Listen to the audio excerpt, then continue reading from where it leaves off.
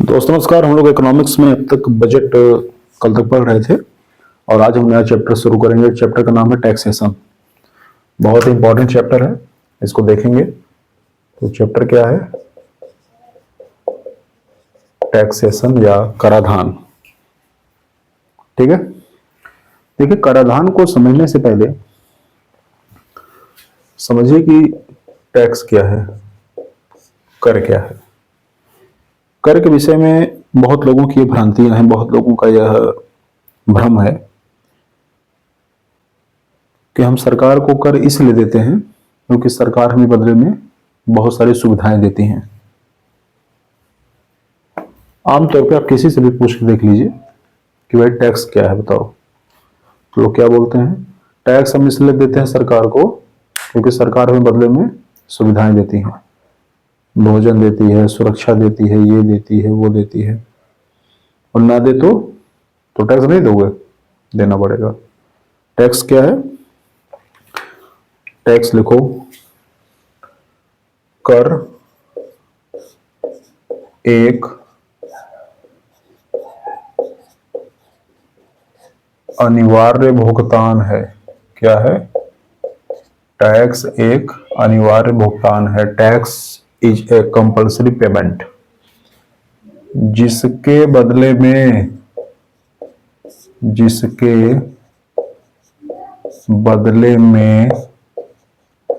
कोई मांग नहीं की जा सकती। मांग नहीं की जा सकती। ये क्या है भाई? टैक्स एक कंपल्सरी पेमेंट है जिसके बदले में कोई मांग नहीं की जा सकती है। मतलब टैक्स तो देना ही पड़ेगा। आप ये नहीं कह सकते कि ये सर्विस अच्छी नहीं है, ये काम बढ़िया नहीं, हम टैक्स नहीं देंगे। टैक्स तो देना पड़ेगा। ठीक है, तो क्या कहा मैंने? कर एक अनिवार्य भुगतान है जिसके बदले कोई मांग नहीं की जा सकती। इसका मतलब कि कर आपको देना पड़ेगा, टैक्स देना पड़ेगा। आप सरकार के सामने कोई कंडीशन नहीं रख सकते कि देखो आपने इस बार जो फ्री वाला चावल बंटवाया था उसमें कंकड़ था, तो अगली बार से मैं टैक्स नहीं दूंगा। आपकी ट्रेन टाइम पे नहीं आती है, मैं टैक्स नहीं दूंगा। ऐसा कुछ नहीं।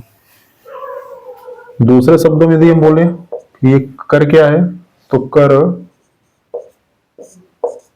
राज्य की संप्रभुता का प्रतीक है। ये सबसे इंपॉर्टेंट है। अगर मेरे से अगर कोई पूछे कि टैक्स क्या है, तो मुझे जो सबसे बेस्ट लाइन लगती है टैक्स के विषय में, टैक्स क्या है? टैक्स राज्य की संप्रभुता का प्रतीक है। संप्रभु, एक राज्य संप्रभु है, ये कैसे माना जाएगा? अब मान लो कोई सरकार है, कोई देश है, वो कह रहा है कि हम संप्रभु हैं। संप्रभु मतलब निर्णय लेने की स्वतंत्र शक्ति। अब उसका कोई राज्य है, वहां पे गए, नागरिकों से बोले देखो ये प्रोडक्ट है, इसको खरीदोगे बेचोगे तो हमको टैक्स चाहिए। बोलेंगे हम ना देने वाले। आप कौन है हमसे टैक्स लेने वाले? हम नहीं देंगे। ठीक है भैया, मत दो। अगर आपने कह दिया ठीक है मत दो, तुम्हारा मन नहीं है तुम नहीं दोगे, मत दो, हम तुमसे ले भी नहीं पाएंगे, तो फिर कहेगा संप्रभु। आपको याद होगा मध्यकाल में जो मराठे होते थे, ये दो प्रकार का टैक्स लगाते थे, चौथ और सरदेशमुखी। ये क्या था? ये दादागिरी थी। दादागिरी। देखो भैया ऐसा है, आपको हमें टैक्स देना पड़ेगा। ये तुम्हारा राज्य है, यदि हमको टैक्स नहीं दोगे तो हम सेना भेज के पूरा जो है फसल उसे कुटवा देंगे, खत्म करवा देंगे, उखड़वा के फेंकवा देंगे। तो ये सब क्या है? ये अपनी संप्रभुता साबित कर रहे हैं, अपनी ताकत को साबित कर रहे हैं। यदि इनमें ताकत नहीं होगी तो क्या यहां टैक्स ले पाएंगे? नहीं ले पाएंगे। तो ये किसी राज्य की शक्ति का प्रतीक है, किसी राज्य की संप्रभुता का प्रतीक है कि वह अपने नागरिकों से या अपने देश के सीमा क्षेत्र के भीतर रहने वालों से कर ले रहा है। ठीक है।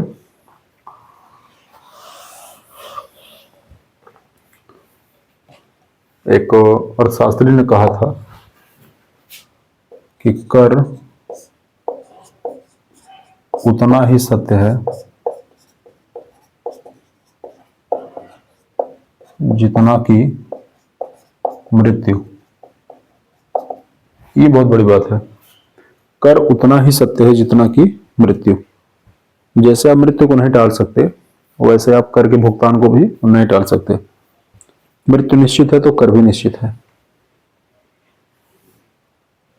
जीवन में मृत्यु अंतिम सत्य है तो शासन व्यवस्था में कर को भी अंतिम सत्य ही समझ लीजिए। अब ये बातें हो सकता है आपको अभी न समझ आ रही हो इनिशियल लेवल पे, लेकिन आप कुछ और बातों को समझेंगे तो आप समझ जाएंगे कि आखिर टैक्स क्या है, कर क्या है। लेकिन फिलहाल मुझे लग रहा है कि आप थोड़ा बहुत इसको समझ रहे हैं। आइए, अच्छा, आपको लगता होगा कुछ ऐसे शब्द हैं जिससे आपको लगता होगा कि ये क्या है। जैसे आपने टैक्स सुना होगा, आपने ड्यूटी सुना होगा, आपने फीस सुना होगा, आपने बिल सुना होगा, आपने फाइन सुना होगा। ठीक है, ये आपने सुना होगा। देखो, एक एक करको समझेंगे।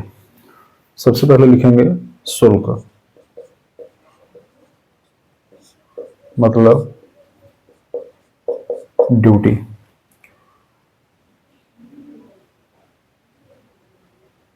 लिखेंगे पहला पॉइंट, इसमें भी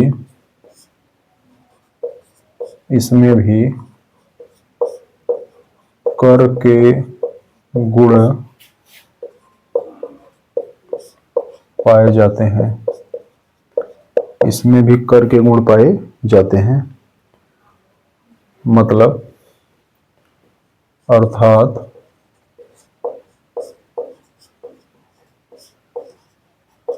प्रत्यक्ष लाभ नहीं है। सरकार कर ले रही है तो आपको लाभ तो दे ही रही है।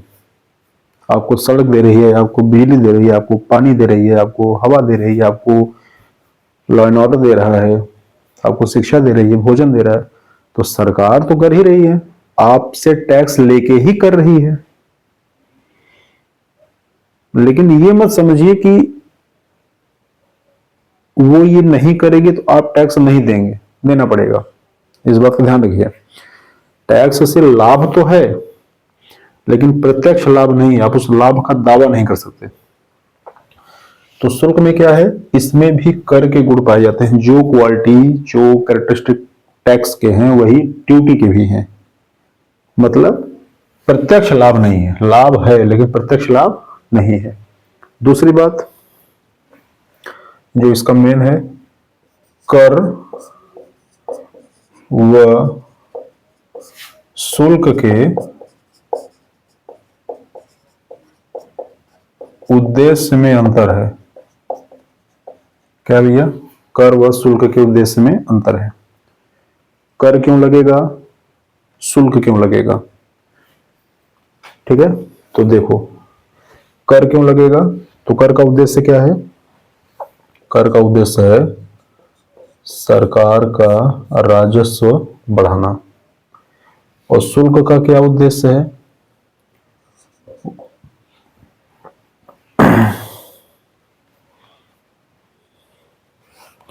लिखेंगे अर्थव्यवस्था में वस्तुओं व सेवाओं के वांछित स्तर को बनाए रखना। वांछित स्तर को बनाए रखना। ठीक है, क्लियर।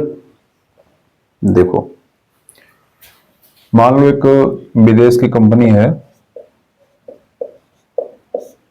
ये बनाती है जूता। भारत की कंपनी भी जूता बनाती होगी, विदेश की कंपनी भी जूता बनाती है। अब सरकार ये चाहती है कि जो भारतीय जूता है, जो भारतीय जूता है, मार्केट में इसकी खपत ज्यादा हो। तो क्या करेंगे, विदेश वाले जूता पे कुछ ड्यूटी लगा देंगे, मान लो 10% शुल्क लगा दिया। तो जो जूता विदेश में 100 रुपए का आता था, अब वो हो गया 110 का।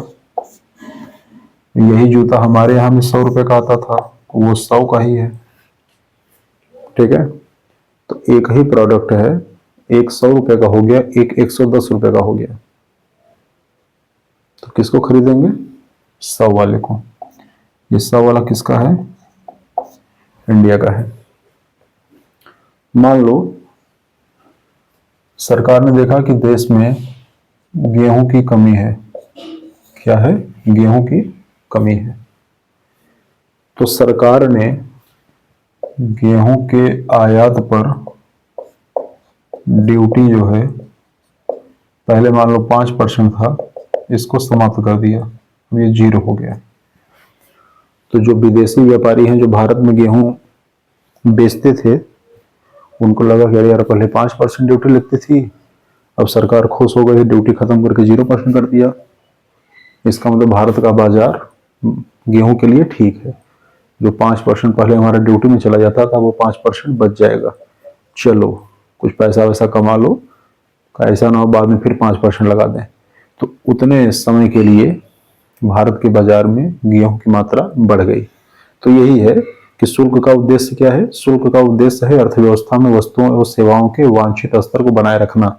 सरकार वस्तु या सेवा को बाजार में घटाना चाहती है तो वह शुल्क किस प्रकार से लगाएगी, और बढ़ाना चाहती है तो वह शुल्क किस प्रकार से लगाएगी। ठीक है, तो कर और शुल्क के उद्देश्य में अंतर है।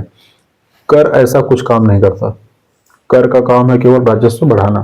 ठीक है, अब आप कह सकते हैं कि शुल्क भी कर का ही प्रकार है, लेकिन यहां पे हम इस दोनों के अंतर को समझेंगे। अंतर क्या है, दोनों के उद्देश्य में अंतर है, दोनों लगाया क्यों जाता है। क्लियर। अब एक जो बहुत बड़ा अंतर है उसको समझिए। ये जो शुल्क होता है, शुल्क जो होता है, यह केवल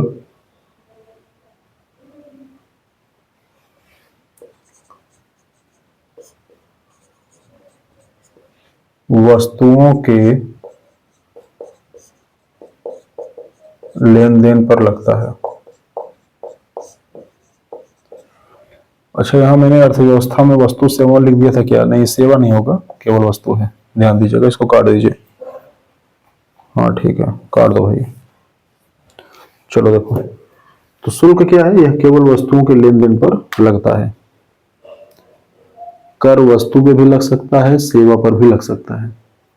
यही जो बात है, यही जो बात है, यही इसे कर से अलग करता है। तो शुल्क किस पे लगेगा, वस्तु पे लगेगा। कर वस्तु सेवा दोनों पर लग सकता है। क्लियर। चलिए अब देखिए, ये जो ड्यूटी है, ड्यूटी को समझते हैं और ये बड़ा मजेदार है। आप समझेंगे तो आपकी आंखें बिल्कुल खुल जाएंगी। एक होता है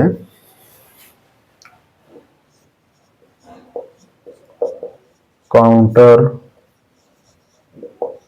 वैलिंग ड्यूटी।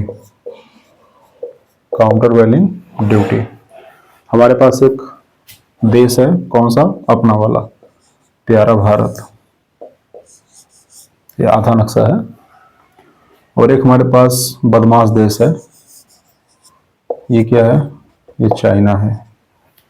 ठीक है, भारत वाले मोबाइल बना रहे हैं। एक मोबाइल उनका कितने का पड़ रहा है, 20,000 का।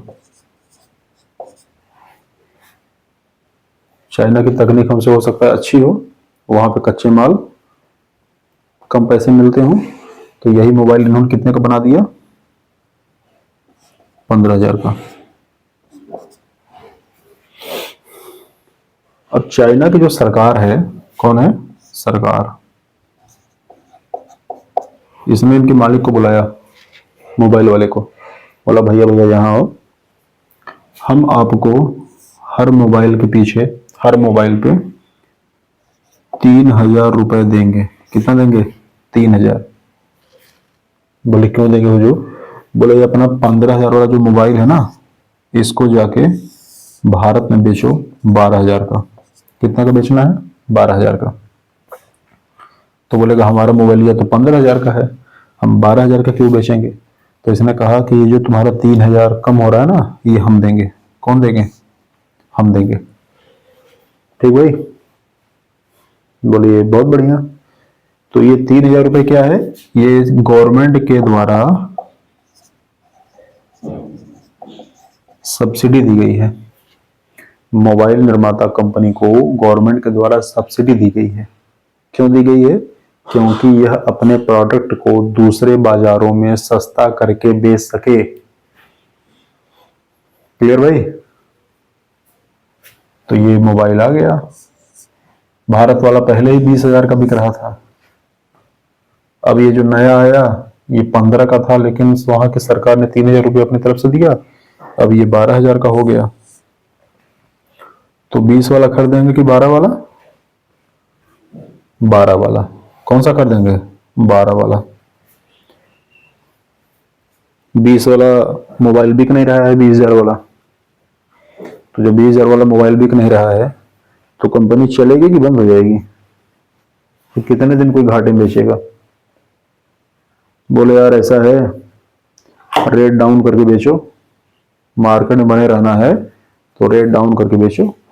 तो 20,000 वाला मोबाइल 12,000 का बेचो, घाटा होगा। और 12,000 नहीं करोगे तो कोई खरीदेगा ही नहीं।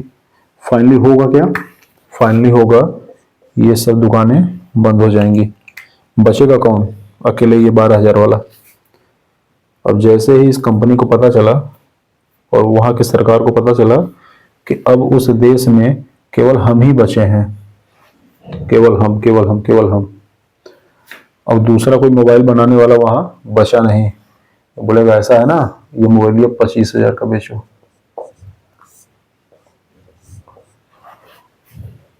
दूसरी दुकान तो बची नहीं, 25,000 का बेचो, जाएंगे कहां, खरीदना होगा तो हमारे पास आएंगे।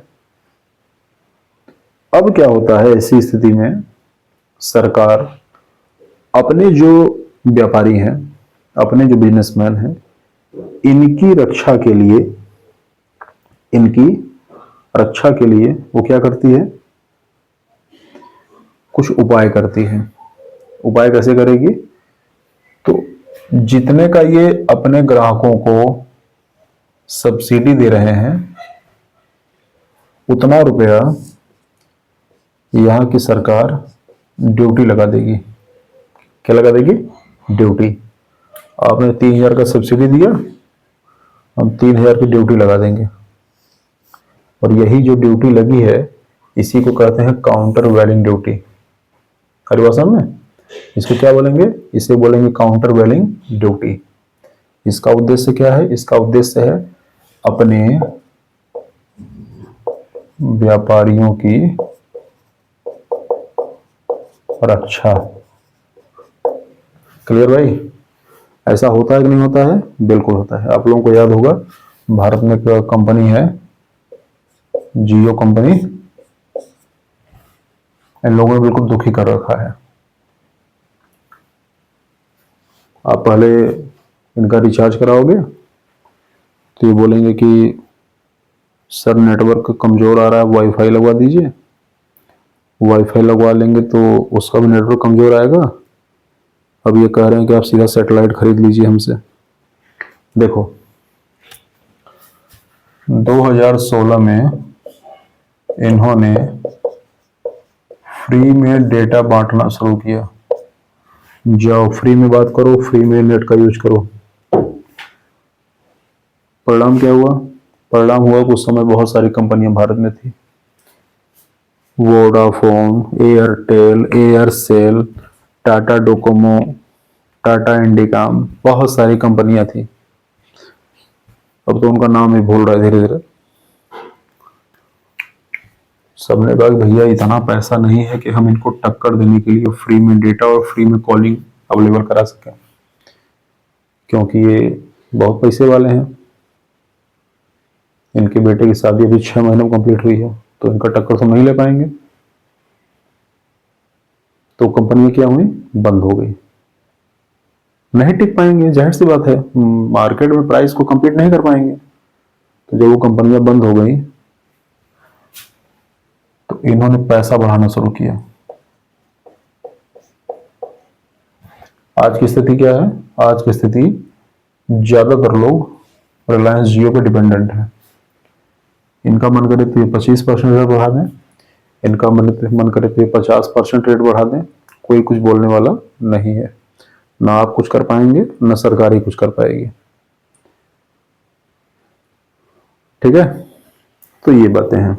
आइए, तो ये समझने की चीजें थी। आइए थोड़ा इसको लिख लेते हैं अच्छी भाषा में।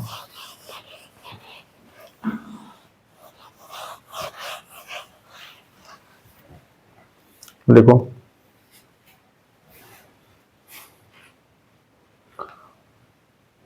सब्सिडी जो दी जाती है वो क्यों दी जाती है, तो उसको लिखेंगे। पहला,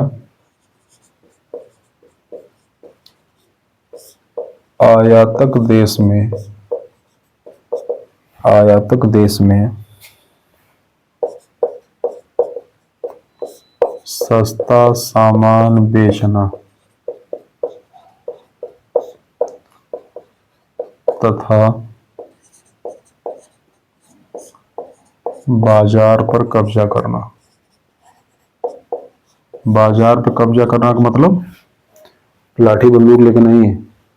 मार्केट में कोई बचे ही नहीं दूसरा कोई बेचने वाला, तो हम रहेंगे अकेले, बेचेंगे जिस रेट पे चाहेंगे उस रेट पे बेचेंगे। तो वहां की सरकार सब्सिडी क्यों लगा रही थी? यही उद्देश्य था कि आयातक देश में सस्ता सामान बेचना और एक समय के बाद व्यापार बाजार पर कब्जा कर लेना।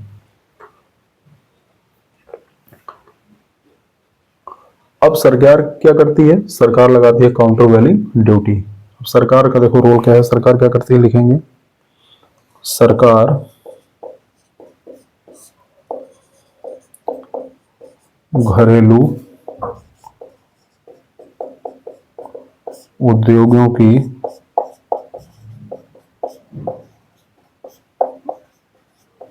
रक्षा के लिए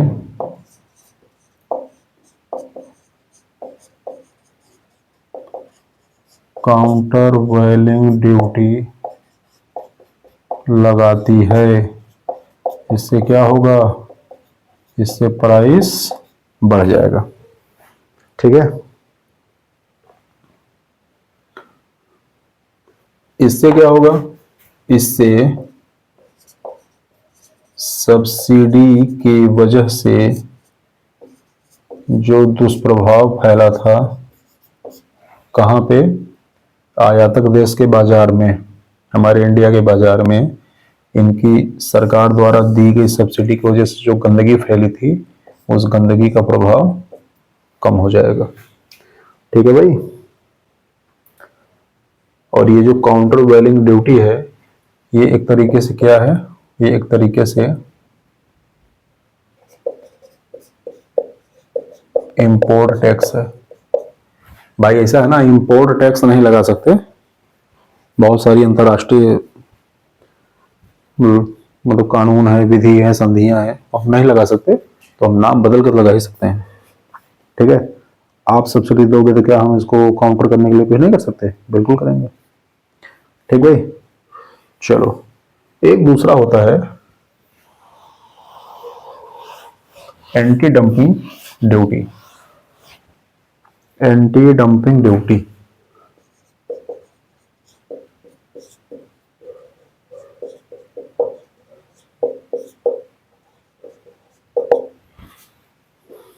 देखो, काउंटर वैलिंग ड्यूटी और एंटी डंपिंग जो ड्यूटी है, दोनों लगभग सेम है, दोनों का उद्देश्य सेम है, और सरकार उसको काउंटर करने के लिए जो कदम उठाती है दोनों सेम है। दोनों में देखो फर्क क्या है, फर्क क्या है देखो, समझो इसको। यहां लिख लो काउंटर वैलिंग ड्यूटी, बिल्कुल सेम है, कोई समस्या नहीं है, दोनों फर्क बस एक जगह है। काउंटर वैलिंग ड्यूटी में जो हमारा विदेश वाला एरिया था, जैसे चाइना जो हमारा जो निर्यातक देश था, तो वहां पे सब्सिडी कौन देता था? गवर्नमेंट। यहां पे सब्सिडी गवर्नमेंट नहीं दे रही है। सब्सिडी देने से क्या होता था? रेट डाउन हो जाता था। यहां पे ये रेट डाउन कौन कर रहा है? ये कंपनी कर रही है, खुद ही कर रही है, खुद ही कर रही है। मान लो कंपनी है चाइना की, ये बना रही है, क्या बनवाते इससे बताओ? इससे बनवाते चप्पल। इनका चप्पल कितने का है? 100 रुपए का। भारत वाला वही चप्पल कितने का बना रहा है? 100 रुपए का। इसके मालिक ने बोला ऐसा है ना, 80 रुपए में बेचो। कितने बेचना है? 80 में। बोलेंगे हुजूर ये 20 रुपए का घाटा होगा। बोले होने दो, 6 महीने घाटा बर्दाश्त करेंगे। फिर क्या होगा? अब जो भारत में 100 रुपए वाला चप्पल है, या तो इसको टक्कर देने के लिए ये भी अपना रेट डाउन करके बेचे, या तो इसका बिके ही ना। रेट डाउन करके बेचेगा, घाटा लगेगा, कंपनी बंद हो जाएगी।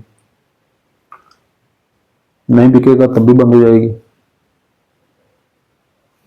ये है भैया बड़े पैसे वाले, इनका नहीं बंद हो सकता। ये 6 महीने घाटा बर्दाश्त कर सकते हैं, ये 6 महीने घाटा बर्दाश्त नहीं कर सकते। इनकी अपनी सीमाएं, इनके अपने संसाधन सीमित हैं। अब ये हो गए बंद। बोलेंगे ऐसा है, अब कोई बचा नहीं, हम ही बचे हैं। ये वाला चप्पलवा ना अब 130 रुपए का बेचना शुरू करो। मार्केट पे हो गया कब्जा। लेकिन यहाँ पे जो 20 रुपए का लॉस था, ये गवर्नमेंट ने सब्सिडी नहीं दिया था, ये कंपनी ने खुद से 20 रुपए का नुकसान सहा था, रेट डाउन किया था। यही दोनों फर्क है। बाकी इसको काउंटर करने के लिए भी सरकार एंटी डंपिंग ड्यूटी लगाएगी 20 रुपए का, तभी रेट बराबर होगा। और भी लगा सकती है, 20 से कम भी लगा सकती है। लेकिन तो आपने क्या समझा? आपने समझा ये कि दोनों लगभग सेम है।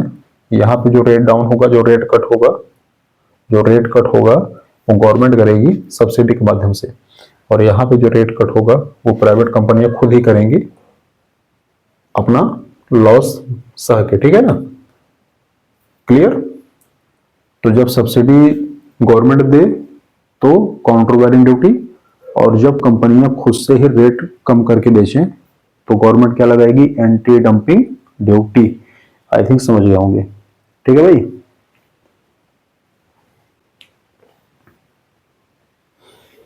अब काम की बात लिख लो। देखो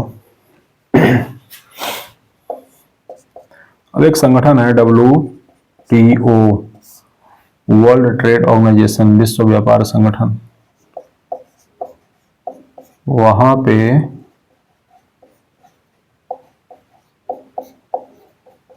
एंटी डंपिंग टैक्स जो है, या एंटी डंपिंग ड्यूटी जो है, उसको लगाने की मनाही है। आप नहीं लगा सकते। कब लगा सकते हैं? आपको सबूत देना होगा कि भैया ये जो हमारे यहाँ व्यापारी आया है विदेश वाला, ये अपने प्रोडक्ट की वैल्यू कम करके बेच रहा है। ओके?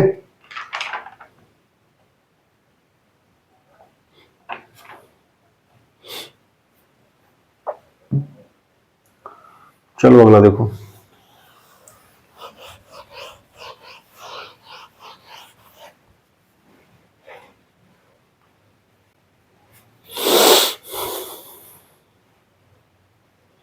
अब एक शब्द है फी।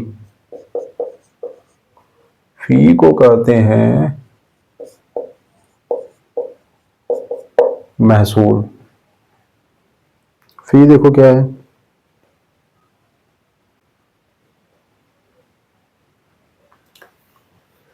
कर स्वैच्छिक था कि अनिवार्य था?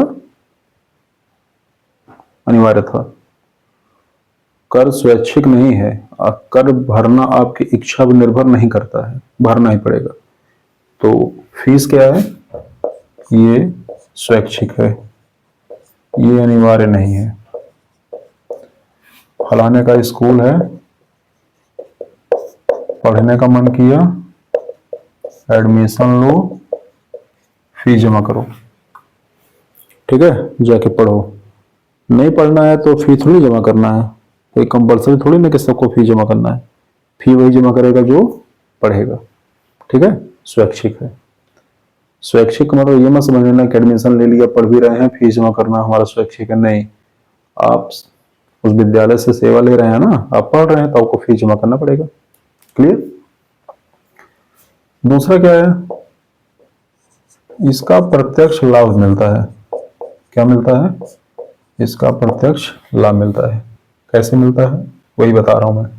आपने फी जमा किया तो आपको पढ़ने का लाभ मिला। आपने फी जमा किया तो आपको कोचिंग में पढ़ने का लाभ मिला। आपने फी जमा किया तो क्या हुआ? आपको परीक्षा में बैठने का मौका मिला। तो आपको यहाँ पे डायरेक्ट आपको बेनिफिट दिखाई देगा। अगली बात, इसका भुगतान सेवा के पहले होता है।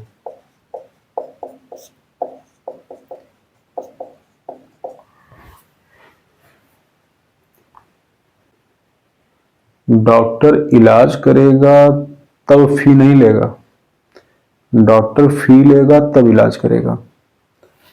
स्कूल वाले फी लेंगे तब आपको पढ़ाएंगे, कोचिंग वाले फी लेंगे तब आपको पढ़ाएंगे। मतलब आप पहले सेवा लेंगे, उसके बाद में भुगतान नहीं करेंगे। आप पहले भुगतान करेंगे तब आपको सेवा मिलेगी। क्लियर? सबसे जो बड़ा इसका उद्देश्य है फी का, वो देखो क्या है। सरकार द्वारा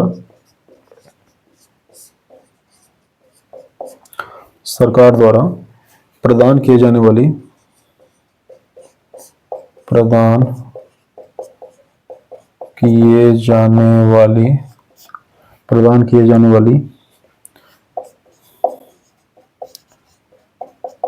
सेवाओं के उपयोग को सीमित करना, ये बड़ा इंपॉर्टेंट है। इसको देखो, समझो, अच्छे समझो, बात समझ में आ जाएगा क्या मामला है। देखो, आप गए डिस्ट्रिक्ट हॉस्पिटल, वहां बोर्ड लगा था अल्ट्रासाउंड।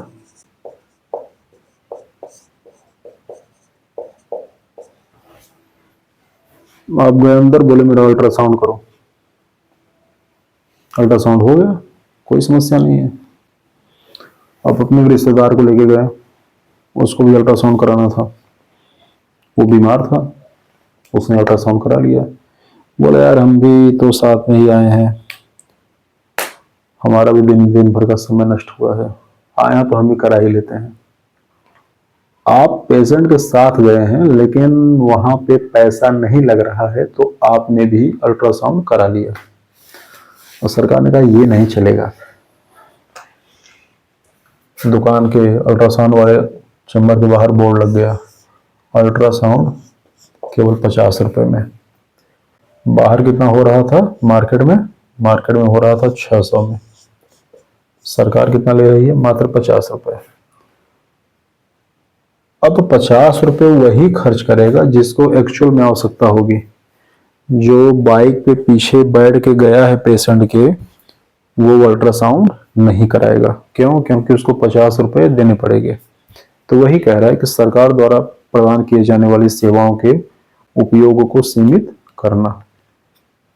सरकार ने 50 रुपए कमाने के लिए नहीं लगाए हैं, सरकार ने 50 रुपए सिर्फ इसलिए लगाए हैं कि जो गैर जरूरी लोग हों, जिनको आवश्यकता नहीं है, वो सेवा का दुरुपयोग ना करें।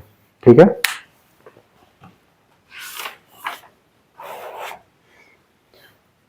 अगली बात आती है बिल।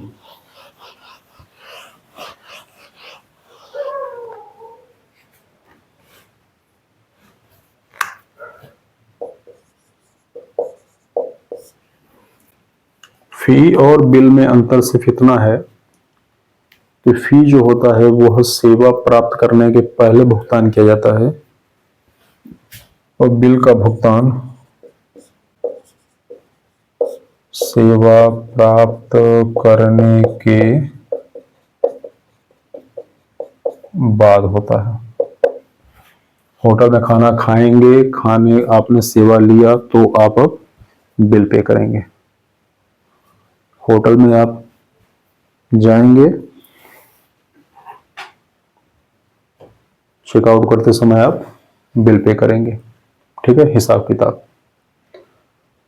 तो जहां कहीं भी हिसाब किताब लास्ट में होगा वो बिल कहा जाएगा, और जहां कहीं भी हिसाब किताब पहले होगा और सारा क्या होगा, वो फी होगा।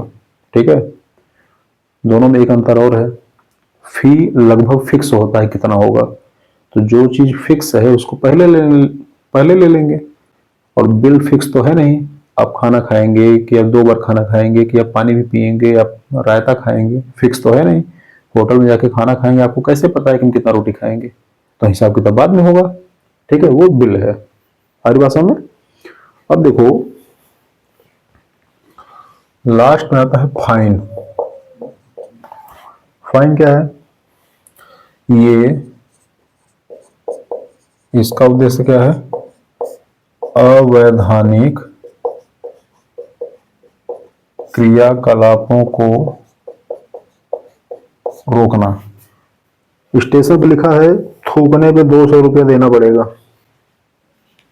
सरकार का उद्देश्य आपके 200 रुपए से कमाना नहीं है, सरकार का उद्देश्य सिर्फ इतना है कि आप थूके ना, सही जगह थूके, जहां थूकने के लिए स्थान बना है वहां थूके। लिखा रहता है कि यहां पेशाब करने पे 500 रुपए जुर्माना देना पड़ेगा। सरकार का उद्देश्य सिर्फ इतना है कि आप निर्धारित स्थान पर जाएं। सरकार का उद्देश्य आपसे पैसा कमाना नहीं है। तो यदि कभी आपसे ये कोई पूछे कि क्या फाइन का उद्देश्य पैसा कमाना है, नहीं, पैसा कमाना नहीं है। पैसा तो मिलता है, ये तो एक्स्ट्रा चीजें हैं। मतलब सरकार का उद्देश्य है अवैधानिक गैर कानूनी क्रियाकलापों को रोकना। सरकार को जो पैसा मिला, ये पैसा सरकार के लिए बोनस है।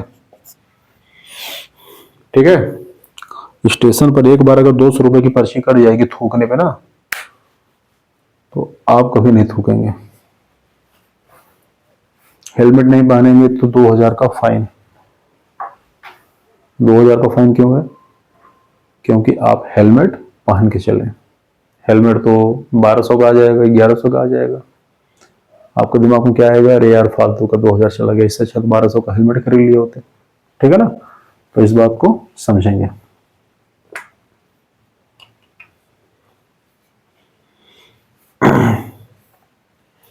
एक को चीज आप इसको समझ लीजिए। आपने क्या क्या समझा, आपने थोड़ा सा टैक्स समझा, ठीक ठाक ड्यूटी समझ लिया, फी समझ लिया, बिल समझ लिया, फाइन समझ लिया। ठीक है। एक और बचा है, हालांकि इसको मैं सेस एंड सरचार्ज। ठीक है। जब हम टैक्स को, अभी मैंने कहा आपसे कहा, मैंने कहा टैक्स को थोड़ा थोड़ा समझा है, अभी हमने टैक्स को अच्छी तरीके से समझा नहीं है। टैक्स को जब हम विस्तृत रूप से पढ़ेंगे तो वहां पे हम सेस और सरचार्ज को बताएंगे। सेस और सरचार्ज के बारे में सिर्फ इतना समझिए कि ये क्या है, ये है टैक्स ऑन टैक्स, कर पे लगने वाला कर। ठीक है। फिलहाल के लिए इतना समझिए। तो ड्यूटी, फी, बिल, फाइन में आप अंतर समझ गए होंगे। दोनों के उद्देश्य, ये सबके उद्देश्य अलग अलग हैं, सब अलग अलग उद्देश्यों को ध्यान में रखकर लगाए जाते हैं। टैक्स को हम कल से पढ़ेंगे और ये बहुत इंटरेस्टिंग चैप्टर होने वाला है। आई थिंक ये भी जो है 6-7 क्लास में खत्म होगा। तो देखिए, वीडियो को लाइक करिए, शेयर करिए, सब्सक्राइब करिए। नमस्कार।